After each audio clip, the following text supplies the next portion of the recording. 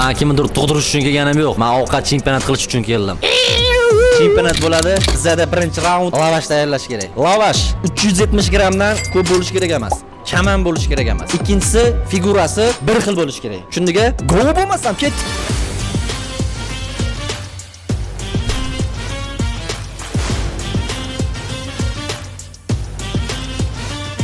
Baholashga o'tamiz. Birinchi ishtirokchimizniki 392. Ikkinchi ishtirokchimiz 455. Uchinchi ishtirokchimiz 405. To'rtinchi ishtirokchimiz.